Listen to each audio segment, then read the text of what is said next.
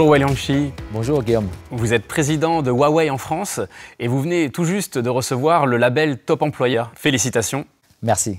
Que signifie pour vous le label Top Employeur? En première, je suis aussi très ravi d'être interviewé avec vous ensemble pour présenter Huawei et aussi notre politique dans la RH. Donc on a vraiment la fierté de recevoir ce label.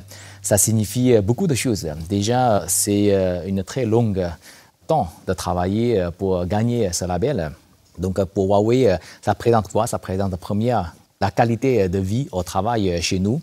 Et le deuxièmement, c'est aussi très important, ça représente la capacité de développer le talent et aussi les compétences pour nos employés. Donc, comme vous savez, nous avons beaucoup de jeunes dans notre société, donc il faut les bien former et aussi leur donner les opportunités de développer leur carrière. Donc, pour nous, chez nous, les jeunes sont très faciles de trouver les opportunités de gérer les projets. Très intéressant, merci pour ces précisions et félicitations encore pour ce label. Du coup, ce label que vous avez reçu en France, et en cela, ça m'amène une deuxième question. En quoi est-ce qu'on peut considérer Huawei comme une entreprise française? C'est d'abord Huawei une société internationale, parce qu'on présente dans plus de 170 pays, mais aussi nous sommes très français, parce qu'on a à peu près 1000 employés en France. Ça fait 18 ans, mais 1000 employés chaque année, on recrute beaucoup de gens, dont 85% sont les Français. Ouais. Et également, moi je dis qu'on est très français parce qu'on a 300 fournisseurs français. On a une stratégie en France et pour la France.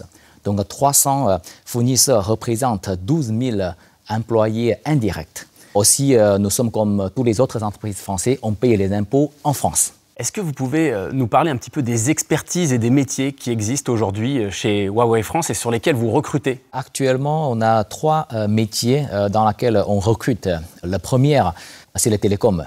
Ouais, donc le télécom chez nous, c'est un métier très essentiel. Donc on recrute les ingénieurs qui permettent de faire les réseaux pour les opérateurs, y compris la technologie mobile et la fibre optique. Le deuxième métier qu'on recrute, c'est pour notre entreprise, on l'appelle ça B2B. EBG business. Ouais. Donc dans ce business, on cherche les ingénieurs et solution managers qui accompagnera les sociétés françaises de faire la transformation digitale. Et le troisième, c'est pour notre R&D. Comme vous savez, nous sommes très innovantes dans notre solution technique et on continue d'investir dans notre R&D. Donc on cherche le rechercheur dans la mathématique et algorithme. Alors effectivement, on a beaucoup parlé métier, beaucoup parlé d'expertise et c'est rassurant de voir que Huawei en France recrute sur ces différents métiers et expertises. Aujourd'hui, qu'est-ce qui attire les candidats chez Huawei? Qu'est-ce qui les incite à postuler chez vous? C'est première, les innovations. Oui, c'est les investissements dans la R&D. On investit chaque année plus de 15% de notre chiffre d'affaires dans notre R&D. Comme l'année dernière, on a investi en total 15 milliards d'euros pour notre recherche et développement. Et le deuxième, c'est notre capacité de développer les talents. On a un programme vraiment pour les jeunes et on a un programme aussi qui recrute les nouveaux diplômés. On les formait et on les donnait beaucoup d'opportunités. Et le troisième, c'est l'environnement très international. Et vous travaillez dans une condition très diverse. Vous rencontrez les Chinois, les Espagnols, les Italiens, les Marocains, les Africains. Donc chez nous, c'est vraiment un environnement très divers. Alors je vous propose qu'on prenne maintenant un petit peu de hauteur, puisque j'ai découvert en préparant cet entretien que Huawei était un groupe privé à actionnariat salarié. Est-ce que vous pouvez nous en dire un petit peu plus sur le système de gouvernance chez Huawei? Bien évidemment, ce système est rare. C'est d'abord tous les 2 ans, les salariés ou les actionnaires de Huawei sélectionnent les représentants des salariés et les représentants des salariés sélectionnent également les comités. Donc c'est les comités aujourd'hui qui représentent tous les salariés de prendre la décision à long terme, stratégique pour la société. Donc l'avantage de ce système, c'est d'abord l'indépendance. Donc c'est les salariés qui prennent les décisions. Deuxième point, ça nous permet de penser à long terme, en liberté, parce qu'il faut toujours réfléchir pour les prochaines 10 ans et 20 ans. Et le troisième, c'est continuer de toujours investir dans notre recherche et développement. Comme nous sommes société technologique, donc pour nous, c'est très important de toujours garder le leadership dans notre technologie. c'est pour développer les produits et les services dans les prochains 5 ans et 10 ans.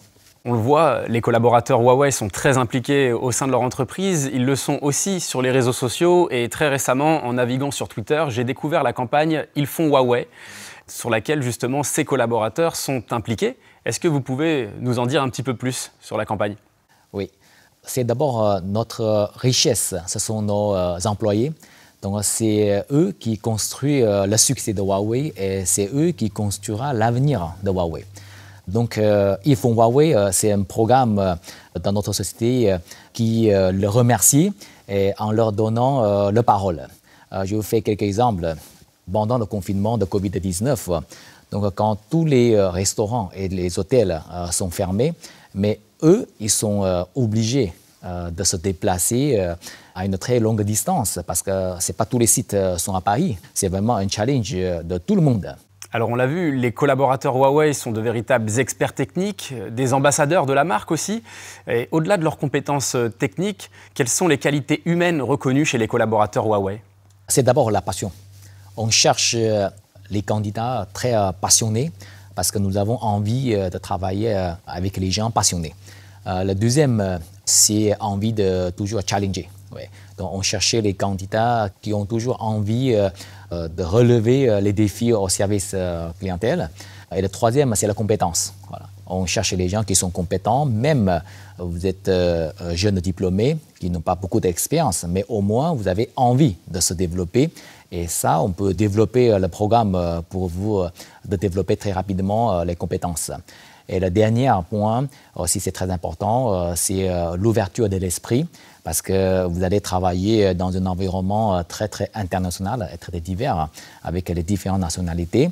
Et merci Wei Liangqi pour la qualité de nos échanges. Merci Guillaume, moi je suis aussi très ravi d'avoir cet échange avec vous.